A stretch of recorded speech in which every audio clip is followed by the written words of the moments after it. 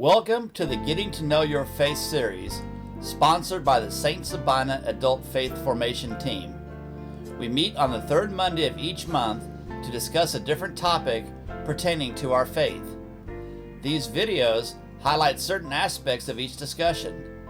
To get the full impact, we invite you to join us on the third Monday of each month at St. Sabina from 7 to 8:30 p.m. This video highlight is taken from the discussion on different prayer styles and ways of praying. In this clip, Pastoral Associate Biagio Mazza discusses why we pray. Just go to why we pray.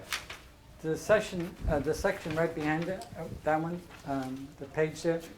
It says, it jumps off of the catechism. By the way, the catechism, is built on 4 pillars.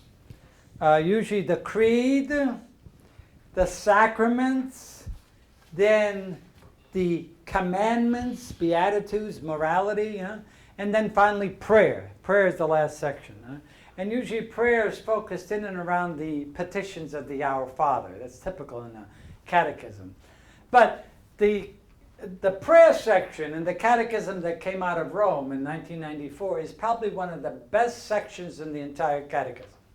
The prayer section, whoever did that one, did a very good job with it. And I think it really communicates a lot about what prayer is. So that would be a good, if you want some really good insights into prayer, that section from the Catechism on Prayer is an excellent one. Right? So, the Catechism of the Catholic Church states, prayer is the raising of one's mind and heart to God, or the requesting of good things from God.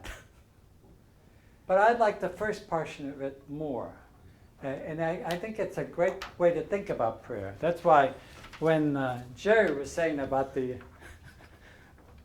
rainbow, what was actually happening, I think, is exactly this. The raising of one's mind and heart got connected with God. You don't have to say any words. It's just that the mind and the heart connects with what's going on. So prayer can be calling upon God for assistance. And oftentimes, most people, that's how prayer is used. When things are going well, rarely do we think about thanking God for that. But when things are going rotten, guess what?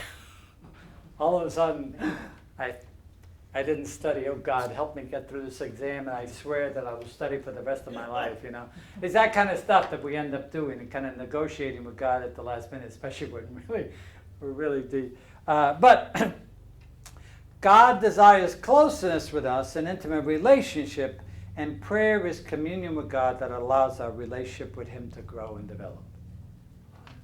So prayer enables us to foster our relationship with God. This is St. Teresa of Lisieux. She says, for me, prayer is a surge of the heart. It is a simple look towards heaven. It is a cry of recognition and of love, embracing both trial and joy. See, for her, it isn't just the trial piece. It's the actual joy of life, and that has its source in God. So everyone is called to live a vital and personal relationship with the living and true God. This relationship is prayer. So it's I often think about this with regards to prayer. How do you continue to develop and grow in a human relationship with another person?